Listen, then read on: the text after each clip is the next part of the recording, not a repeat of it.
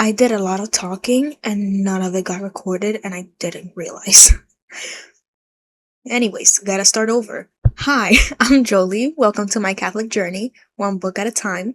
Today I'm making the second video of the 7 pillars of Catholic spirituality. Um the checklist, not the book. um I'm on week 2 for the check. Well, I'm not on week 2. I'm going to talk about week 2 of the checklist, which week 1, it says visit your church for 10 minutes each day and talk to God about what is on your heart and mind, which I did that. I made a video about it. I'm not sure if I think it's out already. Then week 2 is the same thing, but it just for the 10 minutes of prayer, it doesn't say specifically go to your church. It just says spend 10 minutes of each day in conversational prayer. Then you add read one chapter of the Gospels each day. I didn't follow this exactly to a T, but that's okay because this is just like a guide. You can manipulate it to your needs based on how your day goes and stuff like that. Like I'm not gonna follow rules that like I don't want to be saying like I'm not following rules. Just like if it doesn't fit my schedule um the way this is written, then I'm just gonna change it a little bit. I'm not gonna give up on it completely. So what did I do? Each morning I instead of doing like conversational prayer like that, like 10 whole minutes of conversational prayer, what I did for that week was I woke up extra early to pray the rosary, um and to do other different prayers as well. And I was able to go to mass, daily mass that whole week, so that was nice. I got to spend time with Jesus and start off my day with him. It was very peaceful. You can hear my thoughts about that specifically my in the first video that I made about the checklist, because that's exactly what I did for the first week. Um, but like I added like praying the rosary. I didn't get to pray it every single morning during those 10 minutes of prayer, but I did like different types of prayers, like the Divine Mercy Chaplet and all this other stuff. I spent time in prayer, even if it wasn't fully conversational. I did make sure to put in that conversation time. Um, but yeah, I spent the 10 minutes in prayer. And only very few days of the week I actually read one whole chapter of the gospel. I'm currently reading the Gospel of Luke on my own, and that's what I was reading when I was doing my own reading time, whenever I would spend time on my own. Redundant. um, I have already read the the book of Matthew and Mark. I'm reading the 4 Gospels in order. Uh, so I was reading Luke whenever I would read on my own. These readings aren't for like studies per se. It's just um I'm just reading for myself. And I'm not trying to be like uh what does this word mean? And it's just like the no, I'm not like over studying the Bible or anything like that.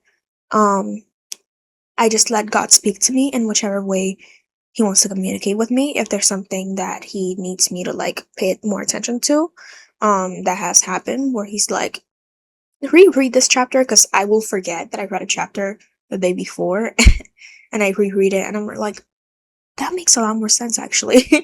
um, but for the days that I didn't do like the reading one whole chapter, I just read the daily readings for that day. Specifically the gospel readings. I would spend time before mass having those readings, and I would write them down physically in this little journal that I have. It's something I started doing recently. Um it just prepares me more and it makes me remember things a lot easier as well.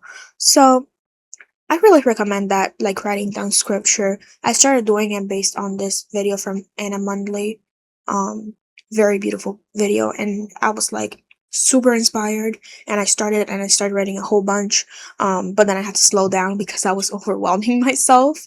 Um, but yeah, that's what I did. I read a couple chapters of the gospel, and I read a few verses depending on the daily readings, which readings were for that day. I feel like my mind's a little scattered. And how did it help me? Let me see. Like I said, it wasn't any like deep studying. So it was just like a couple times here and there. Well, I said a couple times, but literally every single time found something that I could apply to my life, something that I could change, something I could do better on, something that God is just like, hey, pay attention to this. And like I felt the spirit within me being like, okay, I see what you're trying to tell me. And I write down in my little mass journal whenever I'm at mass, and I try to make sense of my notes at least once a week. Like I look back at them to make sure that I'm actually applying whatever I need to apply to my life. But yeah, it's also just it's very sweet reading the Gospels because they're records of Jesus' life. And getting to know Jesus through the eyes of the apostles is just so beautiful. Like, oh my gosh, you did this is like amazing. Like, wait, you go through this too? Like, it is nice to see that he can be relatable because, Jesus is fully God, but also fully man, fully human. And it's just nice to see that sometimes without having to be like, I need to make sure that I know what every single sentence means because I don't know what every single word means sometimes when they're all put together and the messages is like, I'm not getting through what you're trying to say here. So it's just nice to do it though. It's nice to read because then I can know when I am getting answers to a question I already asked in my heart, or I can come up with questions to ask someone else that can guide me through whatever I'm going through or just anything that I'm curious about because I also overthink a lot. So I'll be like, why this specifically? It might seem like it's not relevant, but I'm sure it has some very deep meaning. But I've tried to let it go, like figuring those things out on my own and just being there and spending time with him. And it is truly healing. It's beautiful, it's peaceful, and it's just nice to get to know him while letting him get to know me as well through my own thoughts and the way I write. And I'm really like, it's quality time right there, guys. I really recommend it.